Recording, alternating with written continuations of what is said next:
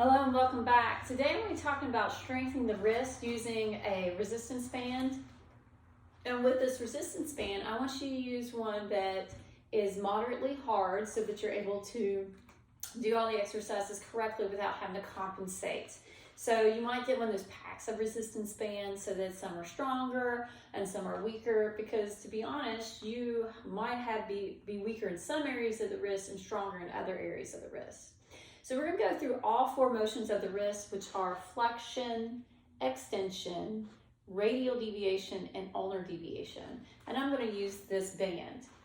And I'm going to start with flexion. I'm going to take this band and I'm going to step on it. Okay? And then I'm going to take the other part of the band and wrap it around the hand just so I have a really good grip. And then I can rest, and I'm stepping on the rest of the band, and I can rest my forearm on the edge of a table or something like that if I want to, or I can hold it with my other hand, whichever feels the most comfortable for you. And then from there, I'm going to go into extension and then up into flexion using the resistance of the band. Now for this, I would like to do about 15 reps, maybe 3 sets. If that's too much for you right now, if you're just recovering from any kind of injury such as a wrist fracture or some kind of tendon injury or a wrist sprain, then maybe you want to start out with 3 sets of 8, 2 sets of 10, something like that, and slowly work into it, and that is perfectly fine. And like I said, if you get like one of those packs of resistance bands, once one resistance becomes easy, then you can switch on to the next one. All right, so there's our flexion.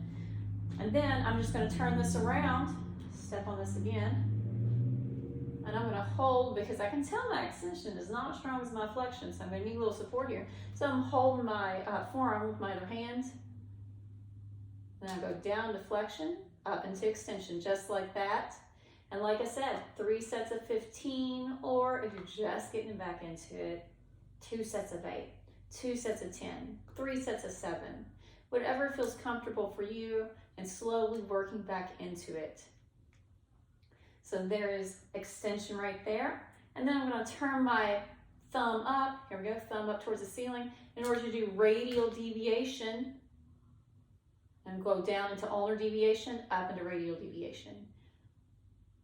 Down and up, just like that. And then do however many reps, however many sets are feeling good for you. Now for this, you might do it a couple times a day or maybe once a day, but especially if you're recovering from an injury, I would try to do it every day if you can. All right, now ulnar deviation, which is this motion back here, moving back, is a little bit different. So what I'm going to do is I'm going to grab the band with my other hand. I'm going to put this, and I'm going to kind of wrap the band a little bit around my thigh and make it tight. And then from here, I'm going to bring that hand back. Radial deviation, ulnar deviation. Radial deviation, ulnar deviation. But I'm wrapping it around here just so I can get a little resistance from the band. Just like that.